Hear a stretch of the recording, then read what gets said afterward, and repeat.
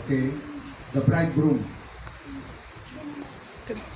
And we do believe na kung saan si Karen po ay yung church. No? Ang church at si Kristo ay kailangang ikasal. Ibig sabihin, magkaroon ng relasyon. Si Kristo ang ulo ng iglesia, tayo ang katawan. Marahil, iba't ibang mga relihiyon po natin. Pero nagkakaisa po tayo, naniniwala po ako, iisa rin ang ating Panginoon.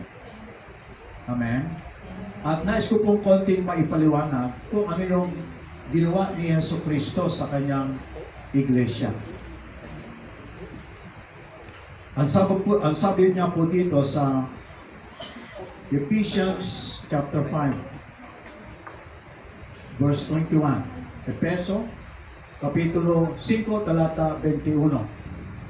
Sabi po rito, pasakop kayo sa isa't isa bilang tanda ng iyong paggalang kay Kristo. Pasakop. Sabihin ay maggalangan, magrespetuhan. Babae, sino yung babae dito? Si Karen. Sino yung mga nanay dito? May asawa. Yan. Pakinggan niyo po ito. Pasakop kayo sa sarili ninyong asawa tulad ng pagpapasakop ninyo sa Panginoon. Sapagat ang lalaki ang ulo ng kanyang asawa. Si Mark ang ulo, si Karen ang katawan. Magpapasakop siya. Okay? Regardless kung ano man ang kalagayan ng ating trabaho or malaki man ang sweldo ni Karen or both ay ang mahalaga po ay nagkakatulungan. Pero maunawaan ito ni Karen na kailangan niyang magpasakop kay Mark. At Mark, tandaan mo, kailangan mo mahalin si Karen. Minamahal mo ba yung sarili mo? Minamahal mo ba yung sarili mo? Ganun din po ang mga lalaki. Hindi po pwedeng nagbigay ka lang ng pera. That's it. Napakahalaga po ngayon, ang maunawaan natin, ang kasalang ito ay forever. Hindi ito kapirasong dokumento lang. Pag ayaw mo na, pupunitin mo na.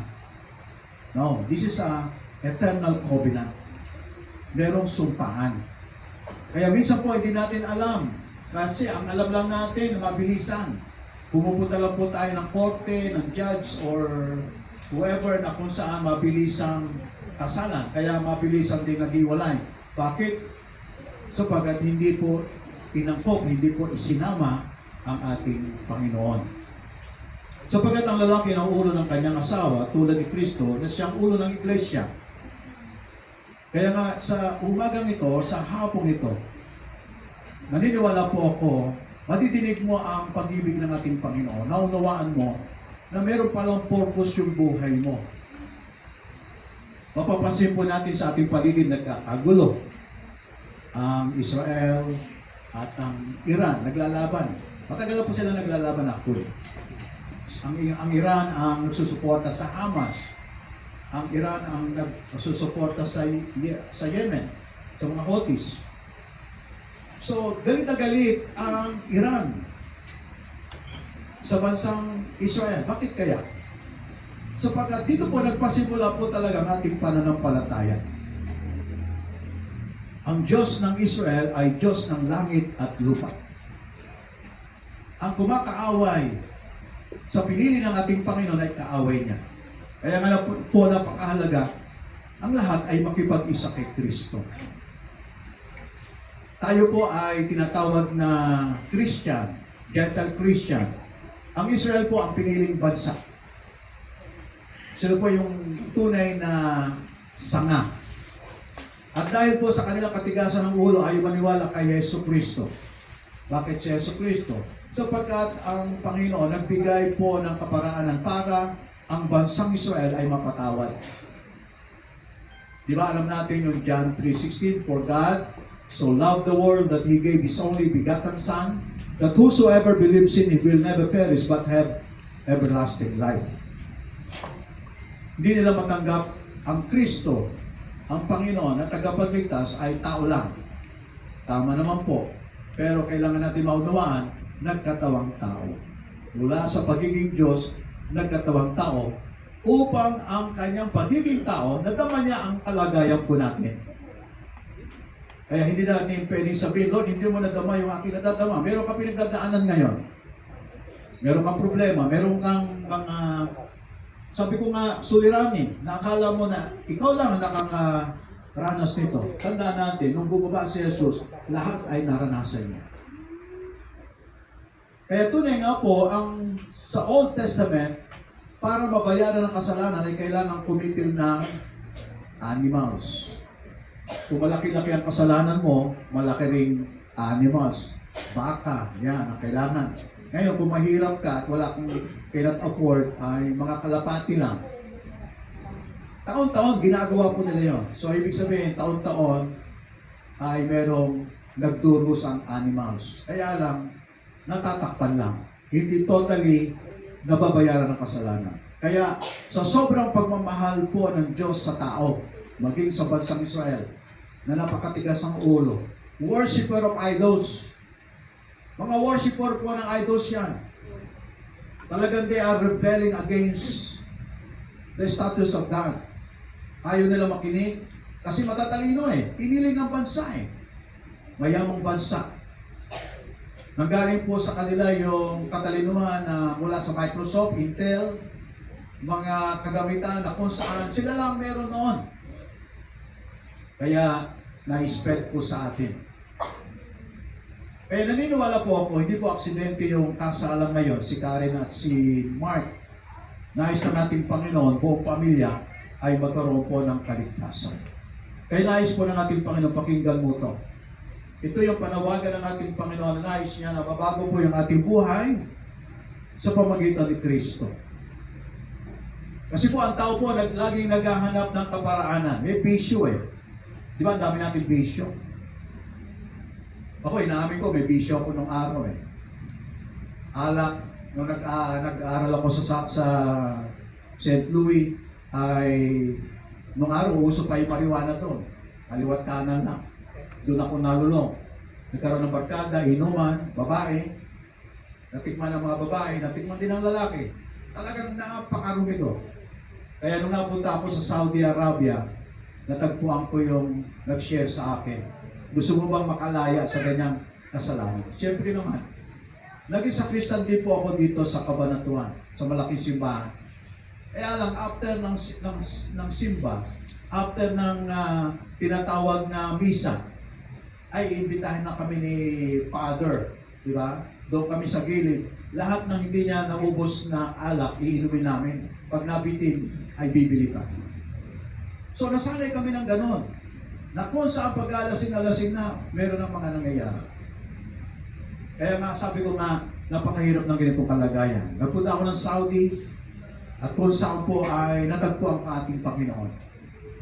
And praise the Lord, nakakatayo po ngayon bilang isang binago ng Diyos. Kaya pala akong baguhin ng Panginoon kapag ikaw pala ay naniwala sa kanyang mga salita. Amen. Kahit anong kasalanan. Kasi alam mo yung kasalanan mo eh. You cannot hide sa ating mga kasalanan. Kasi ang kabayaran ng kasalanan, kamatayan. We need to understand, magbabayad ka. Babayaran mo yung kasalanan mo. At walang tao na pwede magbayad ng kanyang kasalanan. Sabihin na po natin, 3 kasalanan sa isang araw, nagagawa po natin. 3 lang. Kasi nung dumating si Jesus, grabe eh. Hindi ba sa Old Testament, huwag kang papatay, huwag kang mangangalo niya. Eh nung dumating si Jesus, mas grabe. Anong ginawa niya?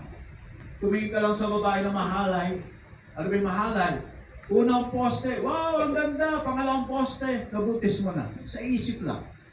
Tama ba mga tatay, mga lalaki? Napakarumi ng ating kaisipan.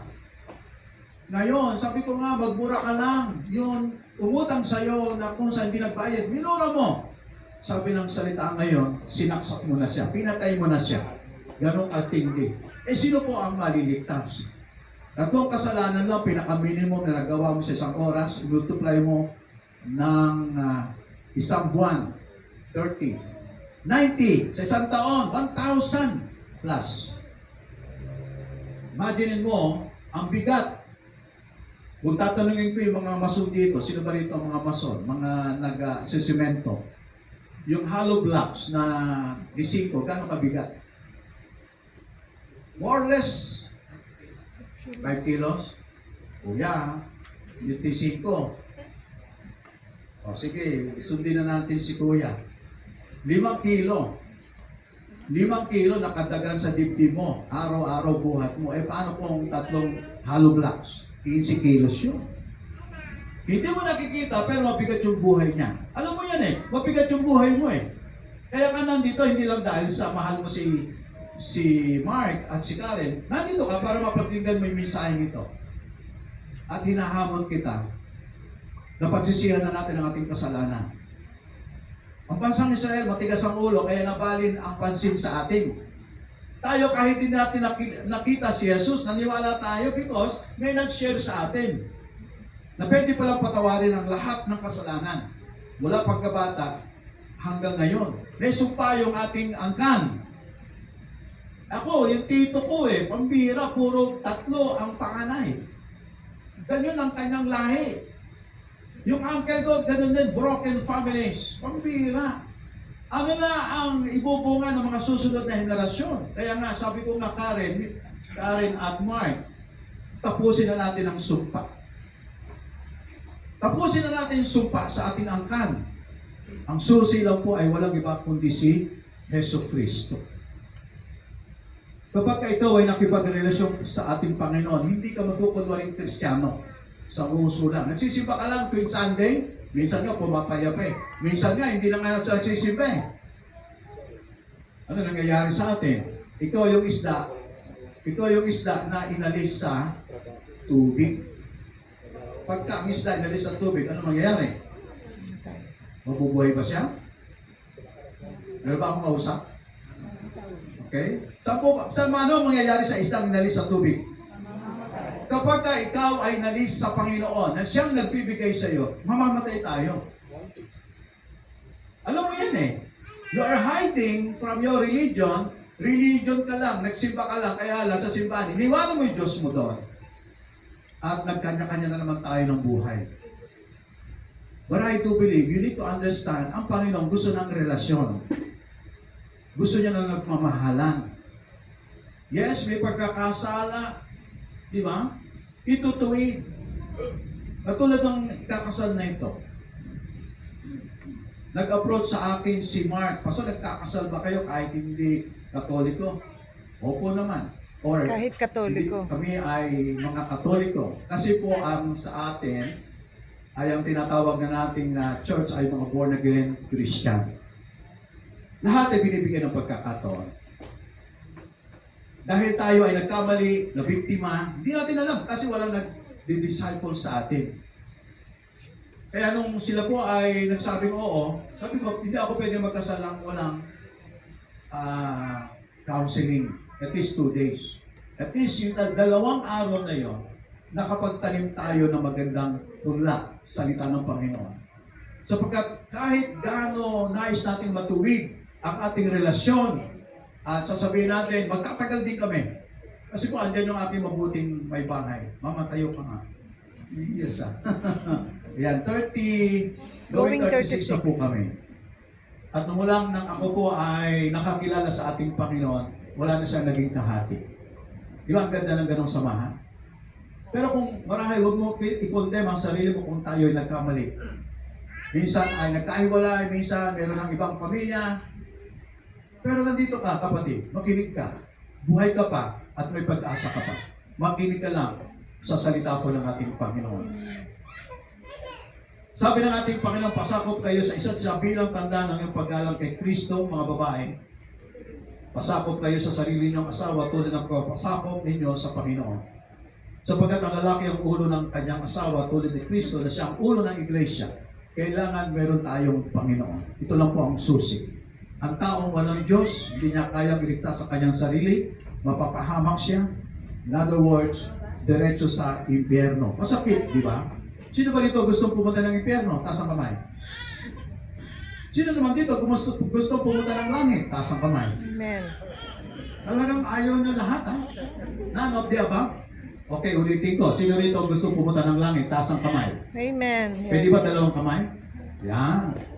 Praise the Lord. Kasi decision po yan Hindi naman reliyon. Kahit anong reliyon mo, napakaganda ng simbahan mo, iiwanan natin yan.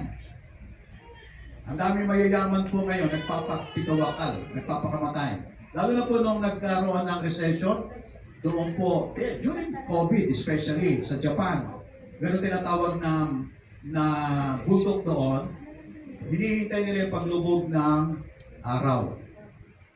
At kapag lulubog na, sabay silang lulundan. Di ba? Kahirap ng ganito ang kalagayan kasi nalugi. Ang standard ng kanilang buhay, very high.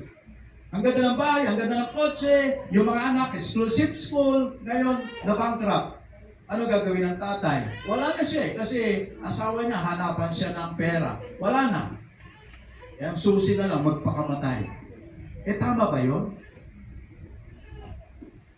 Kapag ang Panginoon kasama natin, ako po'y naniniwala, ito po'y lagi ko pong itinuturo, kapag kasama mo ang Panginoon, may solusyon sa iyong problema. Amen. Yung problema mo, magiging problema na ng ating Panginoon. Ang kailangan lang, kasalan.